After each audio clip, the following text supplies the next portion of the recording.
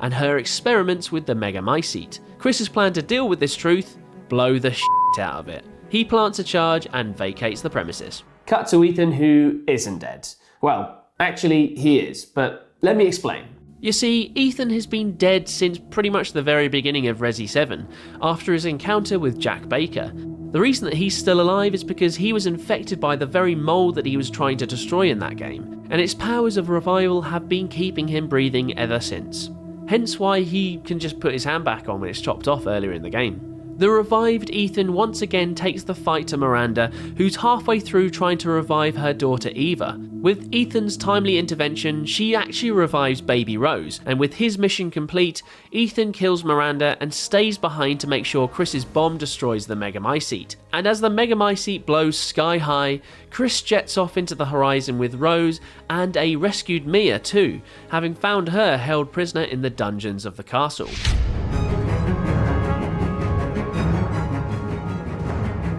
Before we close out this timeline, there's one last little epilogue that wraps up the winter story with a nice, neat little bow. And that's the story DLC expansion, Shadows of Rose. It's 16 years since the events of Village, and baby Rose is all grown up, and has sadly lived a life of being bullied for her unique powers, a result of her time with Miranda and the Megamycete. Wishing to be rid of her powers, she's given an opportunity to shed them by her friend, a lad simply named Kay. His proposition is for Rose to enter the consciousness of a shard of the Megamycete and recover a purifying crystal to help remove her abilities. Instead of running for the hills at that clearly mad idea, Rose dives on in and finds herself in a warped version of the Dimitrescu castle, trying to survive from a dark version of the merchant from the main Village campaign. As she dives deeper through the various levels of the Megamycete, Rose is aided by a disembodied voice calling himself Michael. His golden words guide Rose past the merchant, a horde of killer dolls, and finally Evelyn, the big bad from Resident Evil 7. Rose eventually nabs the purifying crystal, but in the process comes face to face with Mother Miranda, who reveals that Kay was an illusion, and the whole setup was a plot to use Rose as a vessel to revive her daughter Eva. Michael also reveals himself to be Ethan's consciousness, and this lovely family reunion is promptly ruined by Miranda baying for blood. Ethan and Rose eventually overpower Miranda when Rose decides to keep her powers, and with Miranda dispatched once again, Rose finds herself back home in her own reality. And the game ends with Rose at her father's graveside being drafted back into the machinations of some shadowy organisation. And as they drive off into the distance, a mysterious figure is seen approaching their car. Who is he? Well, I guess we'll have to wait and see where this mad franchise goes next for the answer to that. And that, friends, is the Resident Evil timeline in a hideous, hideous nutshell. I hope you enjoyed this one. If you did, please make sure to check out some of my other timelines, including Dead Space, Metroid, and Uncharted. Thanks a lot for watching, guys. I'll see you next time.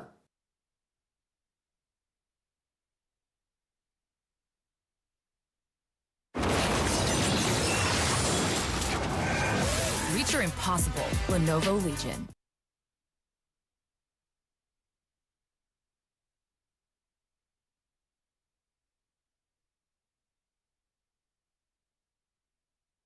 Since the release of the original game back in 1996, the Tomb Raider franchise has expanded into 3 different timelines across 12 games, 6 spin-offs, and a near-on library of books and comics. And across those many adventures, Lara's been all over the world, visiting well over 20 countries. In short, that's a lot of air miles. To date, the iconic adventure franchise has been rebooted twice, and current developer Crystal Dynamics has even stated that future games will look to unify the timelines. Somehow. With that all in mind, how do those timelines all stack up? Well, with 3 separate timeline strands, it looks a little something like this, with the only current main connection being between the original timeline and the Legend timeline via the same events happening in both the very first Tomb Raider and its remake Tomb Raider Anniversary. Interestingly, Square Enix, back when they owned the Tomb Raider license in 2021, took a stab at creating a unified timeline themselves, which frankly was a bit of a mess, and featured plot holes left, right and centre. So I'm going to stick to the good old-fashioned 3 timeline strands as they make the most sense. And with that, I've got my work cut out, so let's get into it. Hey, my name's Adam, and there is no better time than now to dive back into the lore of Tomb Raider. So join me as I break down the franchise's 3 distinct timelines.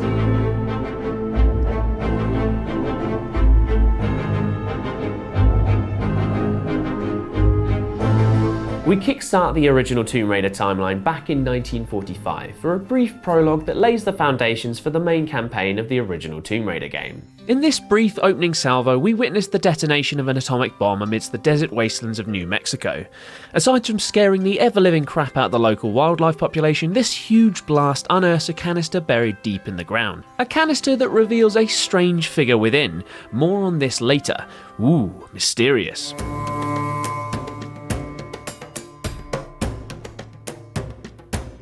Next up, we jump the best part of 4 decades for a supernatural sightseeing tour of a haunted island off the coast of Ireland. Here we meet Lara for the first time chronologically speaking as a young 14-year-old keen to see the world. While Croft Manor is being renovated, Lara is shipped out to her butler Winston's Irish cottage retreat, where she hears whispers of a demonic presence on an island courtesy of a little eavesdropping. She follows Father Patrick Dunstan, who's been tasked with exorcising the spirits on the island by stowing aboard a boat en route to the Haunted Isle. And from here she has perhaps one of her spookiest adventures in the entire franchise, coming into contact with a whole host of ghouls and goblins, including a hanged demon asking for his heart back, a sea hag, and a small army of imps, who then eat the sea hag. But chief among the legions of the supernatural is the demon Verdilit, who is the cause of all the ghostly goings-on the island. Verdilit possessed a soldier by the name of Vladimir Coletta well over 700 years ago, but has been trapped for the best part of a millennium in an Irish barn surrounded by running water, which supposedly keeps marauding demons at bay. After nabbing a creepy tome named the Bestiary from within the depths of the island, Lara bumps into this unfriendly lad when he tries to behead her. Verdilit then demands his freedom in exchange for the life of poor Father Dunstan, who's been taken hostage and isn't doing himself any favours by wisecracking the salty demon. 700 years, all alone in a barn. Oh, those winter nights must have just flown by. Anyway, Lara eventually frees Verdilit and then defeats him by speaking his name, a trick used to control demons apparently, which she finds in the bestiary that she nabbed earlier. And with the demonic presence on the island sorted, Lara and Father Dunstan make their way back to the mainland for a good cup of tea.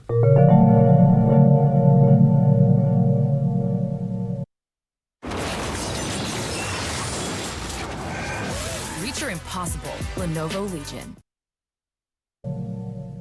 We next catch up with Lara in the heat of Cambodia, where her and her mentor, the esteemed archaeologist Werner von Croy, are searching the Angkor Wat temple complex for an artifact simply known as the Iris. This prologue to the last revelation chronicles the tomb raiding origins of our Lara, namely where she gets her stylish khaki backpack from. But more importantly, it establishes her relationship with Dr. von Croy, a character who will come back into play a little further down the road, but who for the time being spouts thinly veiled tutorial guff. Come, come, child, do not fear. This is merely an appetizer for the perils ahead. Push forward and jump together. Anyway, the pupil and the master eventually make it into the heart of the tomb and discover the Iris. Only when they open its container, a giant mock-up of the earth which splits open, it triggers a trap which encases von Croy within. While she attempts to rescue her teacher, Lara is forced to escape when the whole tomb caves in, and she makes it out by the skin of her teeth. We'll find out the fate of von Croy a little later on, but before I jump ahead into Lara's next adventure, there's an important part of her backstory that appears in, of all places, the original game's manual. Yep, this battered old relic reveals that when Lara is 21, so about 1989 let's say, she is the sole survivor of a plane crash in the Himalayas, making her way out of the rubble of the plane's wreckage. Lara treks back to civilization and emerges out of the wilderness 2 weeks later. And naturally, this nightmarish experience has quite the impact on young Lara, and she turns her back on her privileged upbringing and lifestyle to become the lone adventurer we know and love.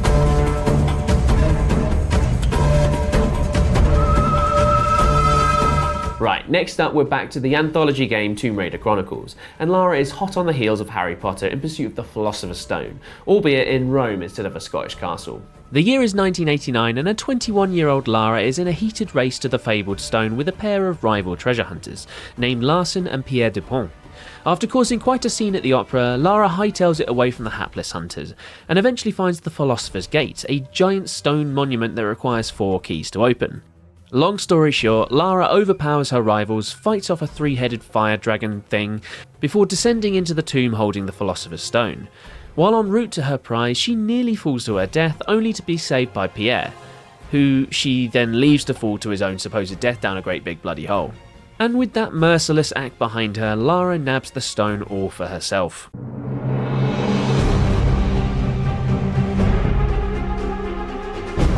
And now we head into the 1990s, 1995 to be precise, and over to the frozen wilderness of Russia. In another of the 4 anthology adventures from Chronicles, Lara infiltrates a Russian base in search of an ancient artifact known as the Spear of Destiny, which was last seen aboard a German U-boat that sank during the Second World War. Lara makes her way into the base and eventually stows aboard a Russian submarine as she surveils a mafia boss who's after the spear. The spear itself is supposedly able to give its wielder a form of invincibility, or drive them power mad and kill them, which is often the case with crazy ancient relics like this. Anyway, the submarine locates the wreck of the German U-boat and Lara dons a striking yellow dive suit to locate the spear. Only she's captured by the aforementioned mob boss as soon as she gets back aboard the Russian sub. And with the spear in his grasp, the Russian mafia lad gets a little taste of the power of the relic, which actually kills him and dooms the submarine to a watery grave. Called it. With the help of the sub's captain, Lara is able to escape, leaving the spear at the bottom of the ocean, well away from prying human hands.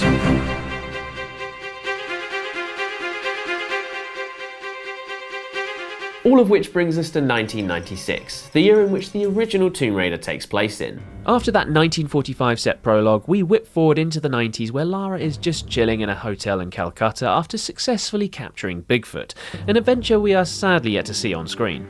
Her downtime is rudely interrupted by her old Texan pal Larson, last seen getting attacked by a giant fire serpent back in Rome, who introduces Lara to one Jacqueline Natler, which must have looked like neon magic back when the internet was in its infancy. Anyway, Natler has an interesting proposition for Lara, an adventure to the mountains of Peru to track down a relic known as the Skion, which is supposedly buried deep in the lost tomb of Qualopec. Lara accepts the request and the rest, as they say, is history. To Peru we travel then, and Lara immediately gets in on the action by killing a whole pack of wolves who ambush her and her guide right outside the tomb's entrance, and so begins a troubled relationship with the world's wildlife. En route to the Skion, she discovers a lost world where a small contingent of dinosaurs have survived, including most notably this T-Rex, who's also not long for this world. From there, Lara ventures on into Qualopec's tomb, discovers the old man himself and nabs the Skion. Or, well, a part of it, because nothing's really that simple. Only as she goes to take her leave, she's ambushed by Larson, who's there on Natler's orders to double-cross poor Lara. Lara instead gets the jump on Larson and discovers that Pierre Dupont is also still knocking about, and he's after the other pieces of the Skion.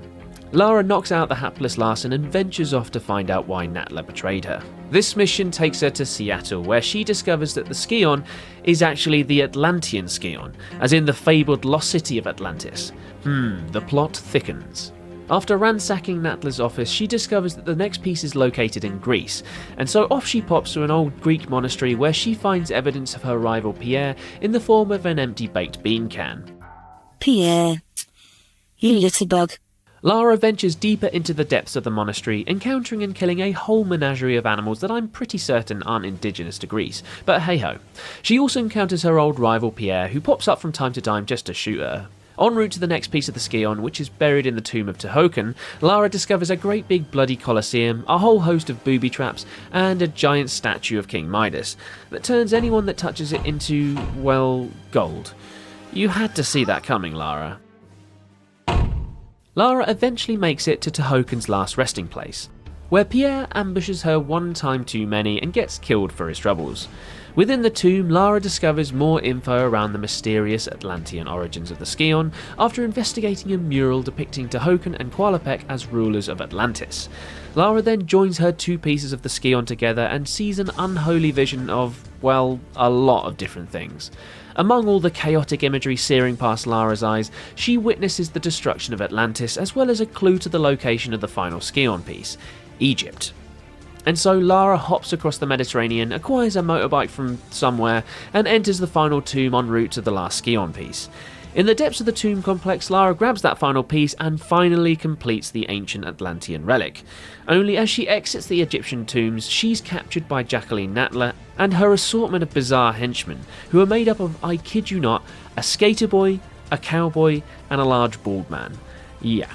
Anyway, this strange team-up steals the Scion from Lara and she escapes by swan diving off a cliff into the river below. Making her way back to her bike, Lara chases the mercenaries down and eventually catches up to them at Natla's yacht, which she stealthily stows aboard on. And now it's time for Tomb Raider to get really weird. Yep, when the yacht reaches its destination, Lara finds herself on an island in the middle of the ocean, which houses the giant golden pyramid of Atlantis. She makes her way through the depths of the island, systematically killing off Natla's weird hired goons, and eventually makes it to the heart of the pyramid, which is like some mad HR Giga fever dream. When she eventually gets back to the Scion, she gets another vision, which reveals that Natla is actually an Atlantean, and was the mysterious figure unearthed by the atomic bomb back in 1945. It turns out that Natla was exiled for experimenting with the Scion and creating a small army of mutants in a bid to evolve the Atlantean race, as you do, I guess.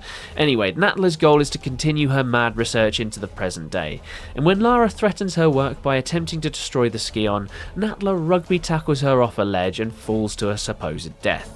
Lara survives only to fight a weird mutant experiment that hauls itself around by its arms because it hasn't grown legs yet. Just look at it.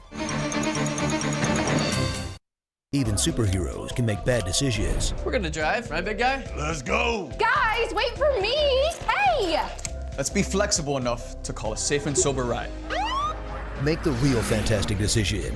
Don't drink and drive. Lara offs this abomination and then finally completes her quest to destroy the Scion. As she escapes the crumbling ruins of the pyramid, she re-encounters Natla, who has now reverted to her true Atlantean form. Lara finishes the Mad Lass off as well and journeys off into the horizon aboard the late Natla's yacht, while the island and pyramid are thankfully wiped from existence. But Lara has a little unfinished business with the Atlanteans, as seen in the Tomb Raider Director's Cut story expansion, Unfinished Business. This expansion adds a further 4 missions to the base game, with 2 of those missions taking place right after the end of Tomb Raider. Here we find out that Lara's unfinished business is to basically wipe out any last remnants of the Atlantean race. And yeah, while they were power-mad weirdos, that's basically genocide, Lara. Damn. Anyway, the other 2 chapters see Lara return to Egypt several months later to find a new tomb dedicated to a cat god, and you'll be happy to know that no genocide takes place.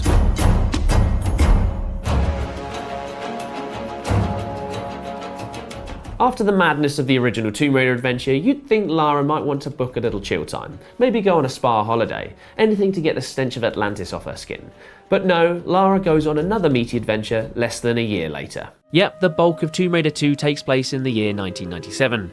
Titanic is big at the box office, girl power is reigning supreme across the world, and the world mourns the loss of Princess Di. But Lara is absolutely oblivious to all of that, as she's off adventuring in China. The reason she's there? The Dagger of Xi'an, a mysterious blade that gives the wielder the ability to transform themselves into a dragon, only at the cost of thrusting the blade into their own heart. Seriously, who would want that? Turns out an Italian mafia cult called the Fiamma Nera do, and Lara finds herself in a race against them to find the dagger. Lara bumps right into one of the Italian cultists while searching for the dagger beneath the Great Wall of China, and after she overpowers the meaty-looking fella, he offs himself before she can get any intel from him. So Lara instead gets what she needs from his laptop. Anyway, this points her to his accomplices in the sinking city of Venice. There she crosses paths with the game's big bad, Marco Bartoli, and with a name that rolls off the tongue like that, you just know he'll be a smooth operator. Someday you will get a speeding ticket for that tongue, Fabio. Thought so.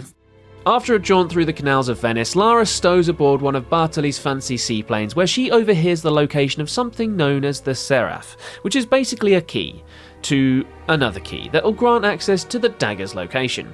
Before she can act on this intel though, Lara is caught and imprisoned on an oil rig that's sitting over an Italian shipwreck known as the Maria Doria, which also handily happens to be the location of the Seraph.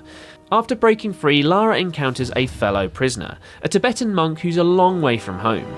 Before he's unceremoniously killed by Bartoli, the monk fills Lara in on his monastery, which is where Lara will need to take the Seraph in order to get the second key to the dagger. Lara hitches a ride on a mini-sub down to the wreck, fights off a pair of great white sharks with a harpoon gun, and retrieves the Seraph from right under Bartoli's nose. And to add insult to injury, she nicks his awesome seaplane and flies it all the way to Tibet, where she can't quite nail the landing.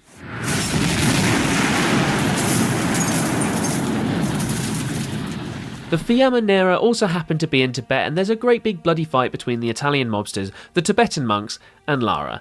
And that is not a sentence I ever thought I'd say out loud. Lara naturally wins out and gets to the key to the dagger first, and from Tibet she travels back to the dagger's location under the Great Wall of China. Only as she enters the dagger's tomb, she's caught off guard by a good old-fashioned booby trap which sends her down into some grim catacombs below. After a long climb back up, she witnesses Bartley stabbing himself with the dagger, which as per the legend turns the evil bastard into a dragon. And so Tomb Raider 2's mad conclusion sees Lara versus a dragon, which she somehow overpowers to the point where she can remove the dagger, thus killing Bartley. And with that, the temple of the dagger starts to disintegrate and Lara makes it out just as it implodes, bringing down a sizable chunk of the Great Wall of China in the process. But before we round out Tomb Raider 2, there's one last sequence back at Croft Manor, where the remains of the Fiamma Nera try to take revenge on Lara. Lara and her shotgun win out though, and the game ends on a very cheeky note as Lara breaks the fourth wall. Just as she's about to have a post-fight shower, Lara turns to the camera, picks up her trusty shotgun and shoots the voyeuristic player at point-blank range. Don't you think you've seen enough? And much like the first Tomb Raider, the sequel also has a director's cut, which sees Lara tracking down an ancient golden mask. The golden mask sees Lara travelling to Alaska, tearing up the local terrain aboard a snowmobile, discovering a secret Russian base and fighting off an army of Sasquatches, all en route to locating the titular artefact. Yeah, it's breathless stuff.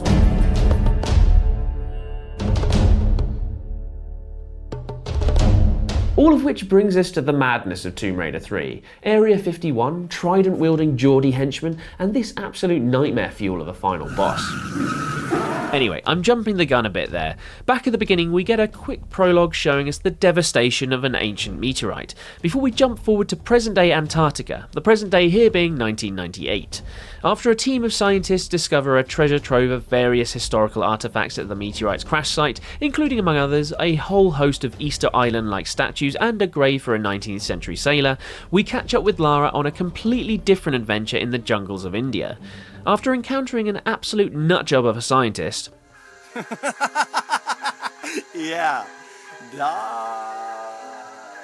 Lara eventually discovers an artifact known as the Infada Stone, which turns out to be a relic fashioned from meteorite rock. Coincidence? I think not. She learns this from the good Dr. Willard, a scientist working for the RX Tech Corporation. He regales Lara with a tale of a tribe of Polynesians that discovered the power of the meteoric rock and created 4 artifacts from it, one of them being the Infada Stone. He then goes on to explain that a British expedition to the Antarctic led by Charles Darwin discovered the artifacts and spread them out across the globe. Anyway, to cut a long story short, Dr. Willard employs Lara to help discover the remaining 3 artifacts, which sets the scene for another globe-trotting adventure. First up on Lara's world tour is the South Pacific, and boy this section of the game has not aged well, hence the disclaimer at the beginning of the remastered collection, where she tracks down the second artifact, the Aura Dagger, but has to fight an ancient deity to get it, as you do. Anyway, if that wasn't weird enough, next stop is Nevada, USA, and a trip to the legendary Area 51. After absolutely botching an infiltration of the base, Lara is taken prisoner, which doesn't last long as she breaks free to run amok through the compound. Naturally, there's a great big UFO at the heart of Area 51, which leads Lara to the next relic, Element 115. Lastly, Lara travels back home to Blighty, to good old Landon Town, where she hunts down the Eye of Isis, which is in the hands of the CEO of a cosmetics company. Because why not? In another mad twist, it turns out that the corporation is actually a front for human testing in a bid to find the secrets to immortality. Anyway, Lara confronts the CEO, Sophia Lee, who is also immortal of course. This doesn't stop Lara though, who offs Sophia with a dose of electricity and grabs the final artifact. All of this leads back to Antarctica where, surprise surprise, Dr. Willard turns out to be a wrong'un. He's been using the power of the meteorite to experiment on his team, turning them all into horrific mutations. With the 4 artifacts reunited, he uses their power to turn himself into, well, this. Lara, not one to let weird spider human things take over the world, puts a stop to the mad Dr. Willard, recovers all the artifacts before getting the hell out of Dodge aboard a helicopter. But of course, there's more courtesy of the Tomb Raider 3 Director's Cut, which added a story expansion called The Lost Artifact. Yep, there's a fifth artifact, which is the focus of this adventure, which kicks off moments after Tomb Raider 3. Here, Lara jets off to Dr. Willard's Scotland estate, fights off the actual Loch Ness monster, all before coming face to face with an old adversary. Yep, the immortal CEO herself, Sophia Lee. Lara eventually tracks down the fifth artifact, which goes by the name of the Hand of Rathmore, and finally puts Sophia down for good. Maybe?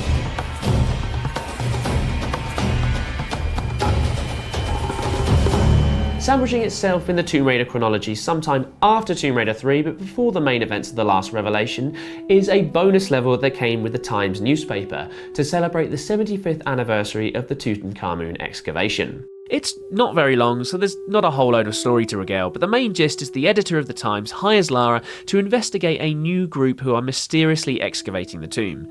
Lara hightails it over to Egypt, explores the tomb, encounters some mummies, and, well, that's about it.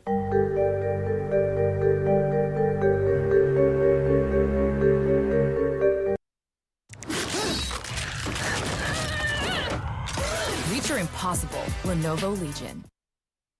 Next up is the final chunk of the main campaign of Tomb Raider Chronicles, which takes place in 1999 in New York City. Yes. In an extended sequence that's trying way too hard to be the Matrix, Lara infiltrates the skyscraper HQ of her old mentor Von Croy in a bid to retake possession of the Iris, the artifact that the pair were excavating in Cambodia way back. Yep, the old Austrian archaeologist survived his incarceration within the Angkor Wat tomb and is now back on the scene with a big grudge against his former pupil.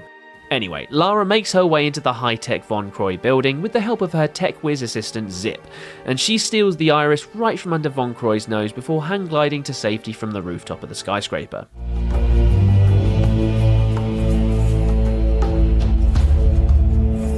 And with Von Croy back, the scene is set for their reunion in the main campaign of The Last Revelation, which takes place in Egypt on the cusp of the millennium. Yep, it's December 1999 and Lara is on an expedition in Egypt when she accidentally stumbles on the find of a lifetime. The find in question is the tomb of Set, the Egyptian ruler of the underworld. After a bit of a rummage around, Lara dislodges an amulet atop a sarcophagus, which is surely a one-way ticket to a bad time, but whatever. This is confirmed when Lara reads an inscription on the amulet himself, which turns out to belong to the Egyptian god Horus, and states that if it's removed, untold horrors will bear down on the world courtesy of the evil god Set. Oh goody.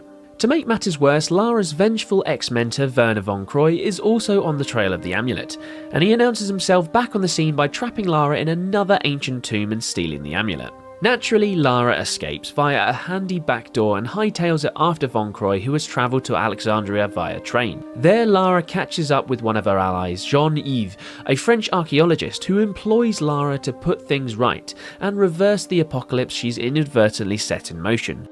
Jean-Yves' plan to do this? Simple. Just locate an ancient set of armour to counter the Egyptian god of the underworld.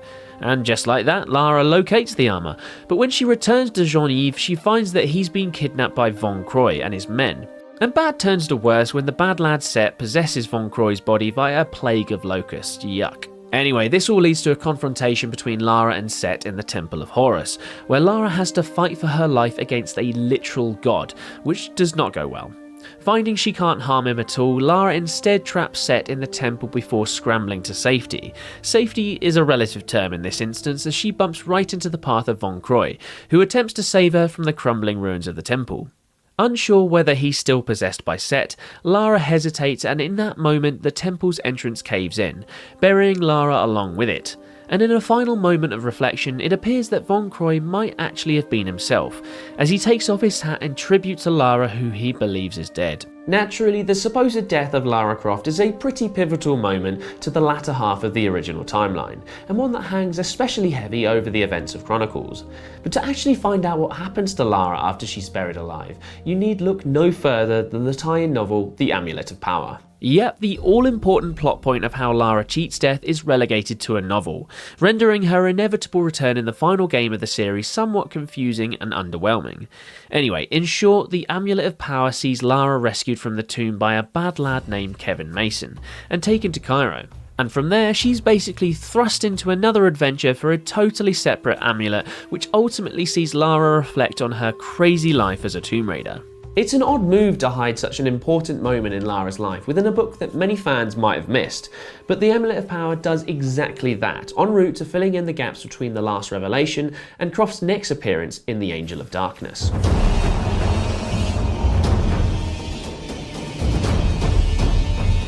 But before we dive into Lara's final on-screen appearance in the original timeline, we've got the present-day sections of Chronicles. Taking place 3 days after the events of the last revelation, we catch up with 3 of Lara's closest friends and allies, who hold a memorial for their tomb-raiding pal. Back at Croft Manor, they toast Lara's life and swap stories about the legendary adventurer. And these scenes provide the framework for the anthology stories that make up Chronicles, the stories set in Ireland, Russia and Rome that I've already regaled. Meanwhile, a now set-free Von Croy continues to dig in the deserts of Egypt in search of Lara, and he eventually finds her iconic backpack, but no other traces of her, which finally leads us right into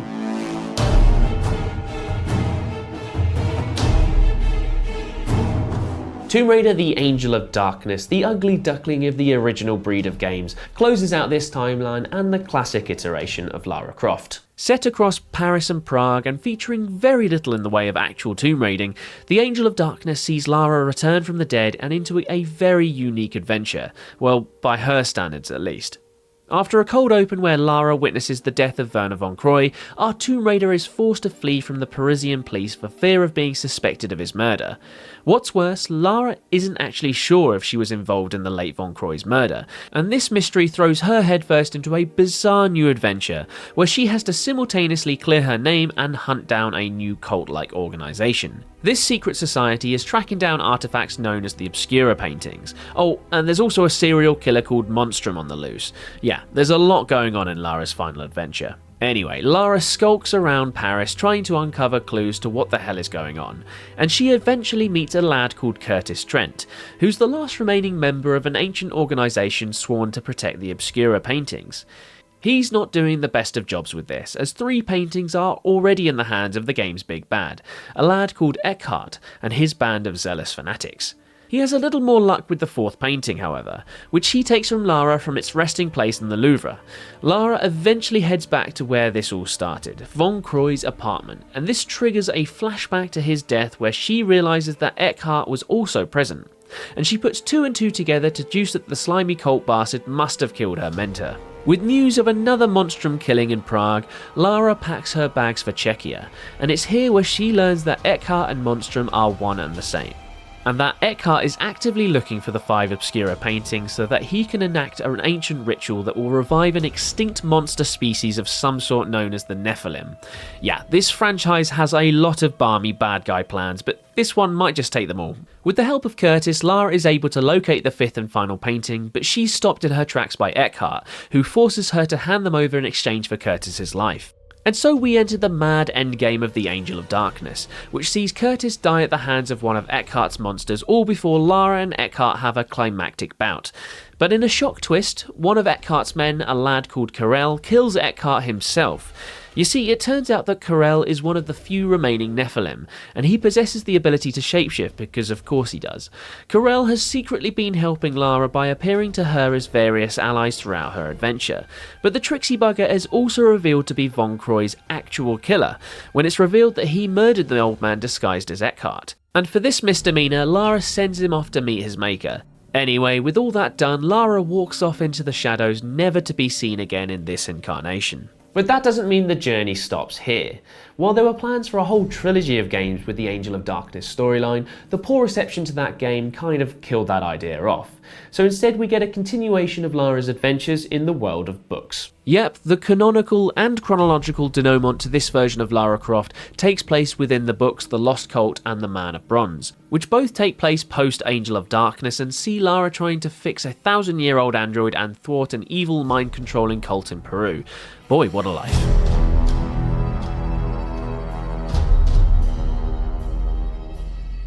But before I move on to the events of the Legend timeline, I thought it was worth a quick mention of all the handheld Tomb Raider games from this era. Including a trilogy of mobile titles, there are a total of 6 handheld games, with the other 3 appearing on the Game Boy Color and Game Boy Advance.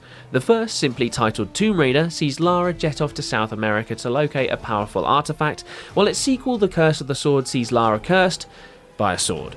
And finally there's the prophecy, which sees Lara hunting down 3 sacred stones before a cult can bring about the end of the world, which sounds perfectly on brand for the franchise. And with that, we are done with the original timeline. On to the first reboot.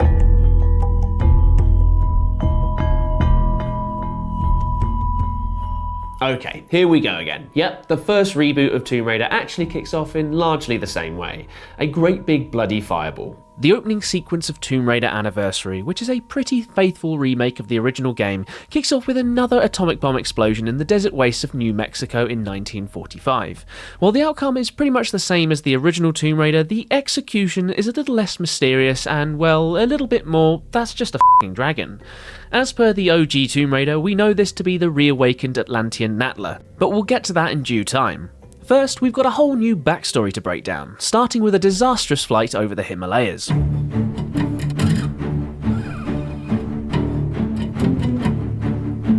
So this new incarnation of Lara doesn't exactly have the happiest of childhoods, courtesy of a tragic plane accident that lays the foundations for the character in Tomb Raider legend. Lara, just 9 years old here, is aboard a private plane with her mum when it crashes in the Himalayas, killing everyone on board except for the Crofts.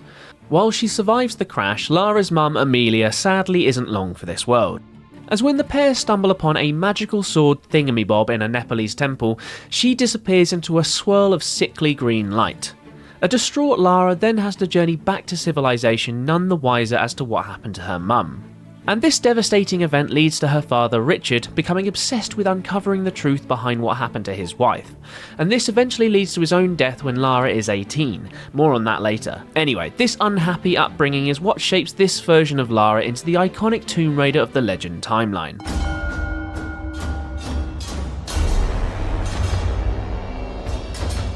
And so we get our first glimpse at this new breed of Tomb Raider in the Peru flashbacks of Tomb Raider Legend, when an 18-year-old Lara stumbles onto even more misfortune. On an excavation of a Peruvian tomb, Lara and her friend Amanda are the only 2 survivors when a mysterious wraith-like beast massacres her whole team in the labyrinthine depths. Despite being chased by a literal living nightmare, Lara is able to reach Amanda and the wraith disappears into thin air when Amanda yanks a curious-looking stone out from a socket in the wall. Naturally, this brings about the destruction of the entire tomb complex, and in the ensuing chaos, Amanda is pinned under some falling debris. As the whole tomb starts to flood, Lara is forced to leave her friend behind, only she's left with a lingering feeling that her friend didn't die in the destruction.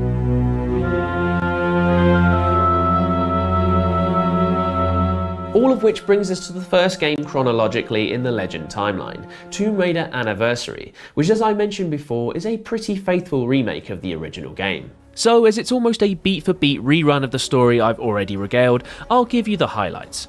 Jacqueline Natla, Scion of Atlantis, big bout with a T-Rex, Greek mythology coming to life, visions of Atlantis, Lara has mummy issues in Egypt, Natla's still the bad guy, Larson replaces the cowboy henchman, RIP, Skater Boy and Baldman make the cut, though phew, the Pyramid of Atlantis, HR Giga fever dreams, the remnants of Atlantis go boom, the end. Yep, still bonkers and brilliant the second time around.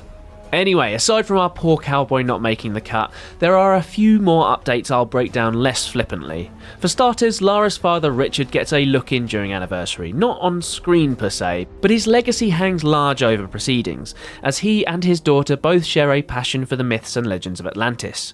Lara's dynamic with Larson is also fleshed out too, with the mercenary cutting more of a sympathetic figure in Anniversary.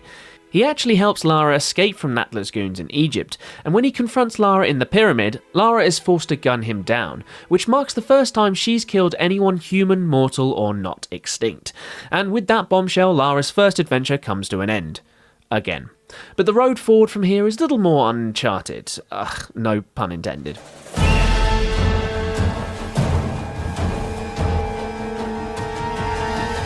Yep, that terrible pun leads us straight into the main events of Tomb Raider Legend, and for once the legend is not Lara. Nope, Lara finds herself on the trail of the legendary English myth King Arthur, and the fabled sword Excalibur.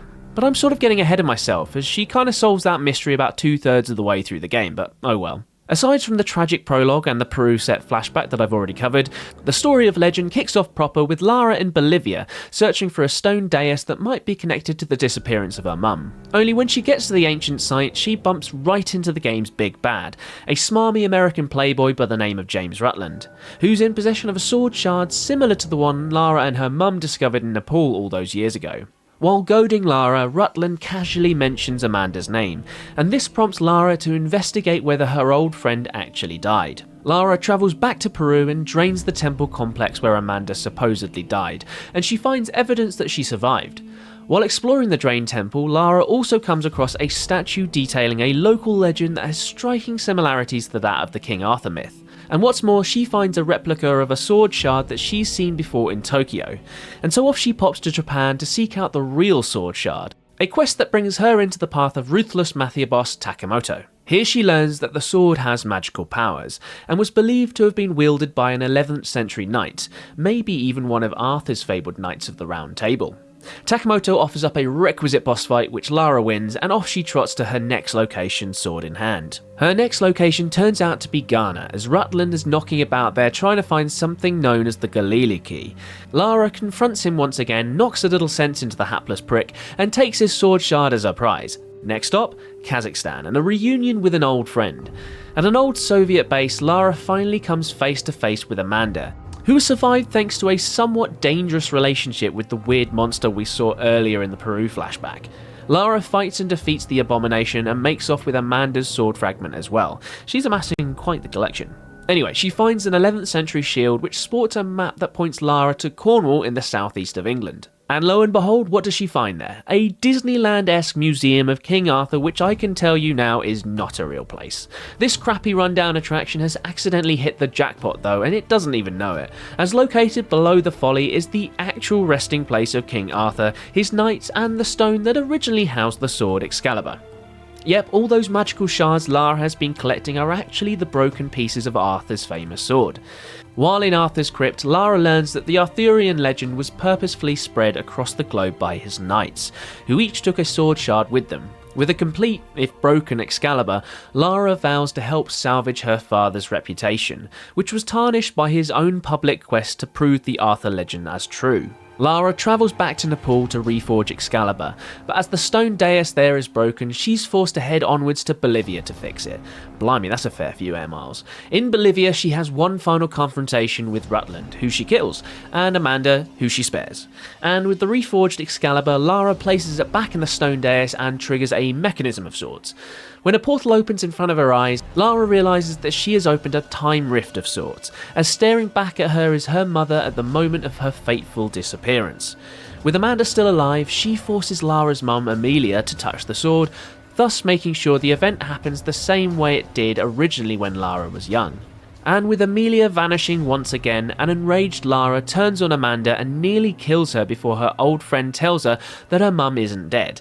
Her explanation for this? She believes Amelia has been transported to the realm of Avalon, another element of the Arthurian myth. And with this bombshell, Tomb Raider legend ends with Lara heading off in search of Avalon and her mum.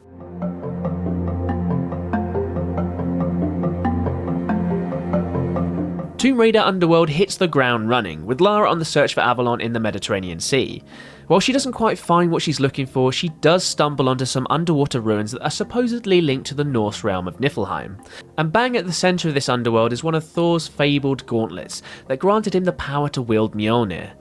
Before Lara can play with her fancy new toy though, she's ambushed by a squad of mercs sent by her dear old pal Amanda, who was presumably just left to her own devices at the end of the last game, I guess. Lara trails the mercs back to Amanda's giant ship and bumps into, of all people, an imprisoned Jacqueline Natla, the big bad from Anniversary, complete with her dragon-like Atlantean wings. Helpfully, Natla knows all about Lara's current quest and tells her that her mum wasn't transported to Avalon but to the Norse underworld of Helheim, which is apparently the same thing. Anyway, Natla directs Lara to some more ancient Norse ruins off the coast of Thailand, and while there, Lara discovers that her father was also coerced by Natla into the search for Avalon/Helheim. In Thailand, Lara deduces a clue from a message left by her father, which points her back home to the family crypt, where the sneaky Croft Sr. has hidden the second Thor power gauntlet. Only when she returns home to grab the gauntlet, Croft Manor is attacked by what appears to be a doppelganger of Lara. The doppelganger shoots and kills Lara's researcher Alistair and makes off with the artifact that Amanda used in the previous game to harness that weird monster thing. Anyway, using intel found from her father's old diaries, Lara continues on with her quest and heads to Mexico to locate Thor's belt, which supposedly acts like some kind of power charger for the gauntlets. She doesn't linger in Mexico though, as with the power gauntlets charged and ready to go, she travels to the Arctic island of Jan Mayen, which again according to her father's notes houses the ruins of Valhalla. And it's here that she locates the legendary hammer of Thor, Mjolnir. But as per usual, she's not alone. Amanda has tracked her movements to the island, and when Lara boards her friend's giant ship to learn more from Natla, Amanda tries to kill Lara. Lara's doppelganger nips this attempt in the bud though, not out of some weird affinity to Lara, but to help her Atlantean overlord Natla. And with Natla free to cause a little carnage, Lara double times it to try and find the ruins of Helheim, which are located in the waters surrounding the island. And so Underworld accelerates towards its balmy conclusion with Lara and Natla squaring off, all while Amanda chops and changes her allegiances from the sidelines. Amidst all the chaos, Lara finds that her mum has sadly been turned into an undead monster known as a thrall, while Natla reveals to Lara that she killed her father when he betrayed her back in Thailand. All in all, not a happy time for the Crofts.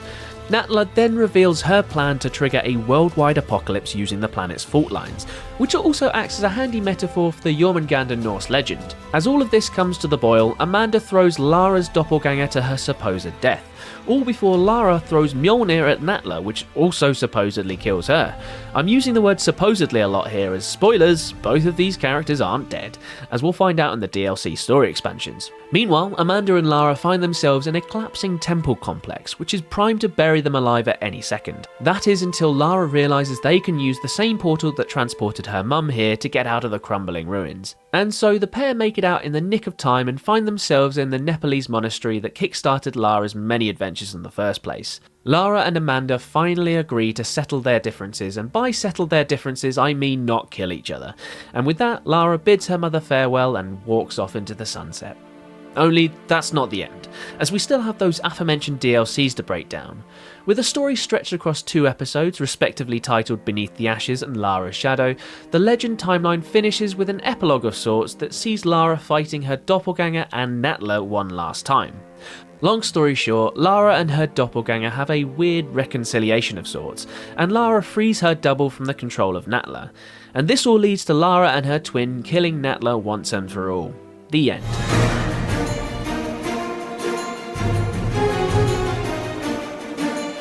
Yet before I jump on into the Survivor timeline, there's the small matter of the isometric Lara Croft spin-off games, Guardian of Light and Temple of Osiris, to go through. While the games don't necessarily fit in any of the 3 timelines per se, and don't even carry the Tomb Raider branding, they do have the most in common with the Legend timeline, as actor Keely Hawes voices Lara Croft across all 5 games. So for that reason, I'm bundling them all and the tie-in novel Blade of Guinevere here at the end of the Legend timeline.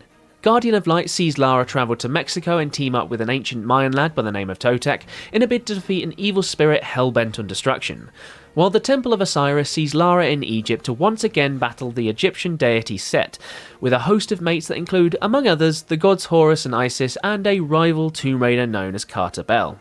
Oh, and we can't forget the Endless Runner Relic Run, which is technically a sequel to the Temple of Osiris and sees Lara running all over the globe like some kind of tomb raiding Forrest Gump figure to stop some kind of world-destroying plot.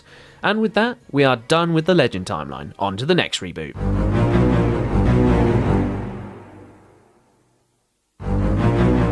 With the original and Legend timelines done and dusted, it's time to turn our attention to the Survivor timeline, which kickstarts a brand new gritty version of Lara. And what better way to start this dark new version of Lara than a childhood flashback to a cutesy scavenger hunt? Yep, the Survivor timeline kicks off chronologically with a preteen Lara uncovering the secrets of the White Queen via an extremely elaborate puzzle quest that she's invented herself. Anyway, Lara ventures high and low around Croft Manor, solving some incredibly convoluted puzzles en route. I mean, I know they're disgustingly rich, but who has giant chess pieces knocking about their house? As Lara's flight of fancy nears its conclusion, it appears that her over-the-top imagination is clearly papering over some incredibly lax parenting, mainly from her dad Richard. We get glimpses of Lara's mum Amelia, but this sequence is set after her death, again courtesy of another plane crash. a tragedy that has haunted Lara throughout all 3 timelines. This extended flashback leads all the way up to another tragedy, the death of Richard Croft, which, spoilers, is staged to look like a suicide. But there are more nefarious forces at work here, forces that I'll dig into more later when we get to the main events of Rise and Shadow of the Tomb Raider.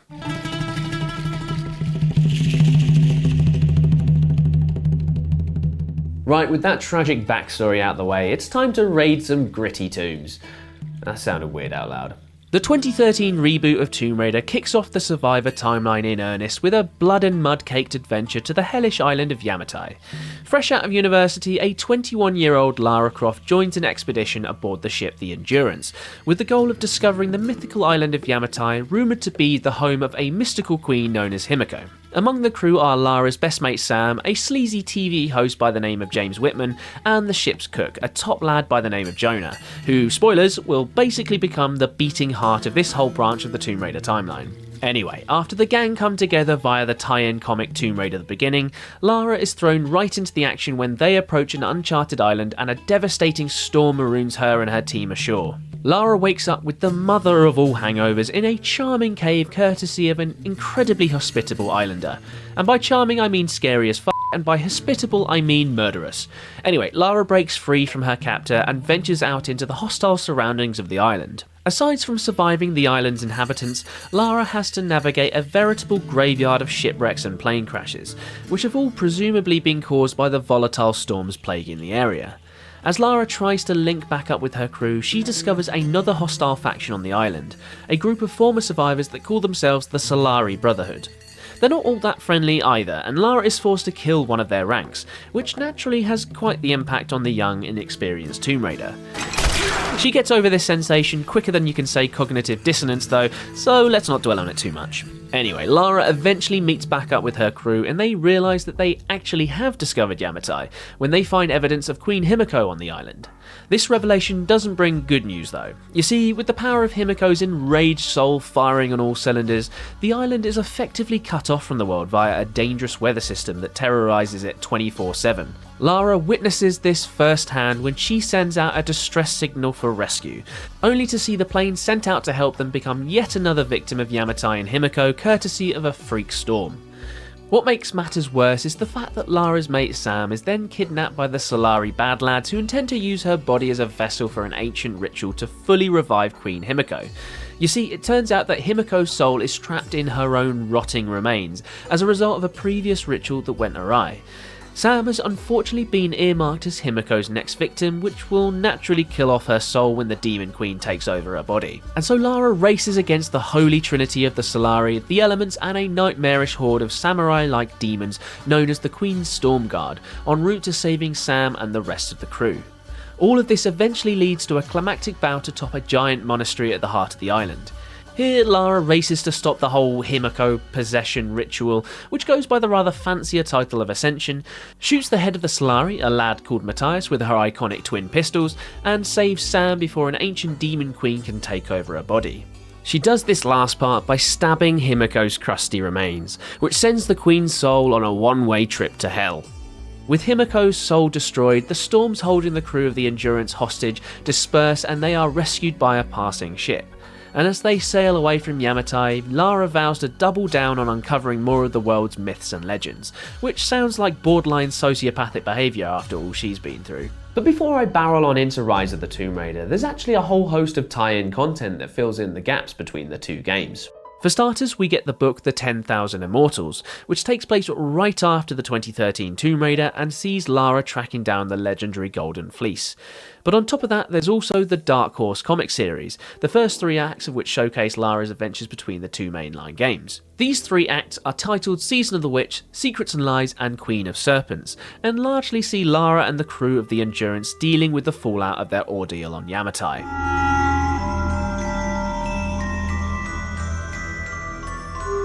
Next up on the timeline is the tricky second album of the Survivor trilogy, which sees Lara travel to Syria and Russia. While the story kicks off mid-action in the frozen mountains of Siberia, chronologically speaking, we start with Lara back home in England taking up the baton from her late father in a bid to find the secret to immortality and the lost city of Kitesh. This crackpot quest naturally didn't win old Richard Croft many friends or allies, and the family name was dragged through the mud of the tabloids as a result. But with her Yamatai experience having changed her worldview, Lara now sees the light of her father's work, and sets about finishing where he left off. She confides all of this with her father's old flame Anna, who instead warns her not to follow down the same path as her old man. Lara obviously doesn't heed this advice, and she gallivants off in search of clues to Kitesh's location, starting on the trail of the Prophet's tomb, which is supposedly located somewhere in Syria. Only, she's not alone, as the Survivor trilogy's big bad rears its head in the form of a secret organisation known as Trinity. Trinity tracks Lara on her Syrian adventure and crashes the party just as she's about to discover the Prophet's tomb, which happens to be a bust anyway. And judging from the sheer quantity of explosives rigged around the ancient structure, Trinity aren't here to take in the sights. It's Lara who pulls the trigger on the explosives though, when she's confronted by one of Trinity's charming leaders, a lad who goes by the name of Constantine. Lara escapes Trinity and the ensuing destruction in the tomb, and en route to the exit she clocks some iconography that leads her to the conclusion that Kitesh must be in Russia. Back home in her father's study, she connects the image with a similar one that she finds in one of her father's books, and she asks her old pal Jonah to go with her into the Siberian wilderness. While he at first rejects this enticing offer, he has a change of heart when he helps thwart a Trinity assassin, who doesn't succeed in actually killing anyone but does make it off with the Russian book from Richie Croft's home library. And with that, we're all caught up and it's back to Siberia. As Jonah and Lara venture further into the Siberian ranges, they eventually catch sight of a glimpse of some ruins that might be a sign of Kitesh. Before they can confirm this though, the pair are separated by an almighty avalanche. While the avalanche all but knocks Jonah out of the narrative for the best part of the game, Lara emerges from the snow and has to fight for her own survival from the get-go. Freezing weather, Trinity mercenaries and a giant f***off bear all conspire to kill our tomb raiding lass, and while she gets the best of the bear and the weather, Trinity eventually captures her in an old Soviet base. Here we get the big revelation that Anna is actually secretly a member of Trinity, and is also the sister of Constantine to boot.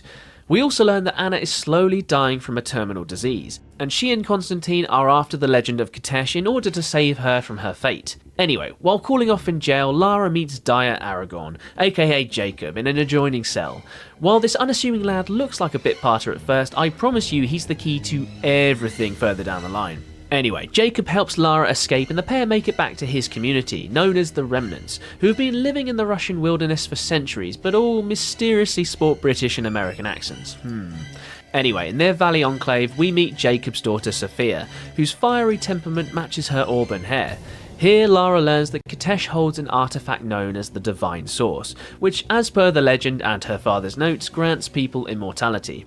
With the evil Trinity also setting their sights on everlasting life, the race is on to the Divine Source. And so Rise of the Tomb Raider settles into a rerun of Indiana Jones and the Last Crusade, hitting many of the same notes as Indy's hunt for the Holy Grail. A MacGuffin that lets you live forever? Check. An evil militarized organisation hunting it down? Check. A close ally slowly dying and needing said MacGuffin to be saved? Check. Hell, Jacob turns out to be the immortal prophet, essentially making him Tomb Raider's version of the Grail Knight. Spielberg likely sent the cease and desist letters himself. With the help of Jacob and Sophia, Lara eventually makes it into the depths of Kitesh, which is buried under a giant glacier. Here she races Constantine to the Divine Source, and in a final confrontation with the mad lad himself, she learns that it was Trinity behind her father's death. Fueled by this bombshell, she straight up murders Constantine and moves on to her next target, Anna. We are a long way from that first kill in Tomb Raider now, eh? Anyway, all of this leads to a final confrontation between Lara and Anna. Oh, and a whole bunch of immortal armor-clad warriors called the Deathless Ones. Here, Anna activates the Divine Source in a final bid to cure her disease, but is overwhelmed by its power. Lara makes a mad grab for the artifact and with Jacob's blessing shatters it into 1,000 pieces, an act that finally brings an end to Jacob's very long life. And the game ends with a host of ending scenes, post-credit scenes, and even one sequence that you can only view if you boot up a finished save file. Anyway, in the first of these scenes we see Lara and Sophia reminiscing about the late Jacob, while the second sequence sees Lara and Anna travelling home from Kitesh, with the latter revealing to the former that she couldn't kill Richard Croft despite being ordered to. But before she can reveal anything else, she's shot and killed by an unseen sniper, who also asks for approval to kill Lara before being told to stand down. Finally, with Lara now safely home, she doubles down on her desire to thwart the progress of Trinity, while also tomb raiding on the side, as, you know, it's the name of the game. But the story doesn't end there for Rise of the Tomb Raider, as the game saw a healthy dose of DLC expansions in the year or so after its release. None of the 3 major expansions really push the story further forwards, but they all offer something completely different. For starters, Lara fights the Slavic myth of the Baba Yaga in the first expansion, which also coincidentally sees Lara getting drugged by a rare local hallucinogenic plant. The mysterious legend of the witch all points back to a woman called Seraphima, who it turns out is imprisoned at a nearby gulag. After saving Seraphima and her family, Lara debunks the myth and heads off to pastures new. The second expansion sees Lara battle another batch of Trinity operatives at an abandoned Soviet base, where she has to foil another of their schemes, this one connected with a deadly viral pathogen. And lastly is the 2-for-1 package of Blood Ties and Lara's Nightmare, with the latter being a good old-fashioned zombie horde mode, because we haven't got enough of those in gaming. Anyway, Blood Ties sees Lara having to reclaim her family home from her pedantic uncle, who has laid a claim to it in the wake of the death of Richard and Amelia Croft.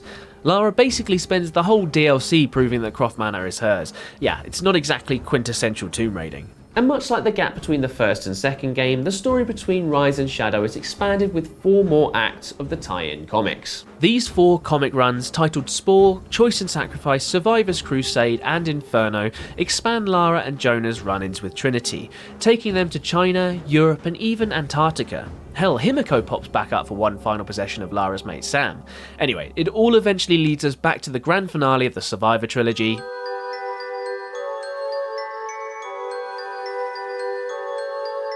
Yep, Shadow of the Tomb Raider rounds out Lara's Origins trilogy with a cataclysmic adventure set across Mexico and Peru. A couple of months have passed since the events of Rise, and Lara and Jonah are hot on the trail of Trinity in the heat of Mexico. The pair infiltrate a Trinity dig site on the island of Cozumel and discover a sacred dagger and a handful of worrying murals that depict an ancient lost city and a series of devastating natural disasters. These disasters go by the name of the Cleansing, and the murals foretell that the endgame of it all will be a permanent solar eclipse, hence the shadow part of the title, I guess. Anyway, Lara has no fucks to give about the end of the world, and so she removes the dagger from its resting place to stop it from falling into the hands of Trinity. Trinity crops up regardless, and another of their leaders, a lad by the name of Pedro Dominguez, reiterates to Lara that she's kick-started the end of the world. Oh, and he steals the dagger to boot, hoping to unite it with its companion box, which is supposedly found at the lost city of Paititi, which is located somewhere in Peru. Lara and Jonah escape Mexico amidst a tsunami, which is the first of an escalating series of cataclysms, and chase after Trinity into the Amazon. But before we get to Peru, there's actually a tie-in novel called Path of the Apocalypse, which takes place in the gap in the story between Mexico and Peru. In short, it's a glorified side mission, which sees Lara and Jonah stuck in a cave system in Colombia. So let's get back to the main action. Right, so en route to Peru, Lara and Jonah's relationship starts to break as a result of Lara basically triggering the apocalypse. It doesn't help matters that their plane crashes in the Amazon after a second cataclysm, a great big storm, which dumps them in the jungle. These two are survivors though, and they eventually find their way to the lost city of Paititi, which I guess wasn't so hard to find after all. En route, they save a local lad by the name of Etzli, who introduces the pair to his mother Unuratu, who's the queen of the city. Fun side note, Unuratu is played by Patricia Velasquez, who also played the role of Anuk-Sunamun in the first 2 Mummy movies. God damn it, I love those silly films.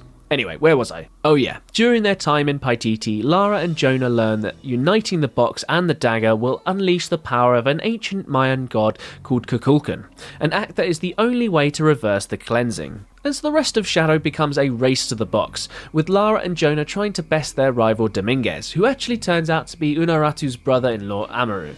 Turns out that Amaru was taken as a child and indoctrinated into Trinity as a youngster, which leaves him dangerously unhinged and obsessed with an ancient god, which is not a good combo if you ask me. Along the way, Lara discovers that it was Amaru that ordered the death of her father, because he was afraid that he was getting too close to learning of Paititi. Unuratu is sadly shot as well, which leads to Etzli becoming the new leader of Paititi, and while their main goal is to find the box and stop the impending apocalypse, Lara and Jonah also have time to help the people of the ancient city, which is nice. Amidst more cataclysms, which include an earthquake and a volcanic eruption, Shadow of the Tomb Raider barrels towards a barnstorming final confrontation between Lara and Amaru. Here, Amaru reunites the box and the dagger and absorbs the power of the god Kukulkan, but yet Lara is still able to overcome the power-mad bastard, which transfers the god power to her. While she's tempted to use her newfound power to revive her dead parents, Lara eventually sees through the reversal of the cleansing, thus fixing the whole mess that she basically started. And in the wake of a third hectic adventure in as many years, Jonah calls it quits for a bit, so he can go and catch his breath. Lara, however, has different ideas. Instead of doubling down on her original goal to uncover the world's mysteries, she decides to help protect them from people like Trinity who seek to abuse their power. But this isn't the last we see of this version of Lara, oh no, as her adventures continue in... Yep, the upcoming Netflix animation series actually takes place after the events of the Survivor trilogy, and sees the continuation of the adventures of Lara and Jonah. As of the making of this video, not a whole lot is known about the series, aside from the casting of Hayley Atwell as Lara Croft. Interestingly though, a behind the scenes look at the series hinted that it'll chart the journey of Lara from her origins in the Survivor trilogy into the hardened Tomb Raider that we know and love from the original games. How exactly they plan to chart that journey is anyone's guess at this stage though, so we'll just have to wait and see. And that, friends, is all 3 of the Tomb Raider timelines fully explained. This video ended up being way longer than I ever anticipated, so I really hope you enjoyed it. And if you like these kinds of gaming timeline videos, make sure to check out some of our others on the channel, including Metal Gear Solid, Prince of Persia, and Final Fantasy VII. Thanks a lot for watching, guys. I'll see you next time. For those who want more out of every moment this summer, Mazda has more 2025 IIHS Top Safety Pick Plus awards than any other brand as of May 2025. What more could you ask for? Discover how Mazda has more to move you today. Visit iihs.org to learn more.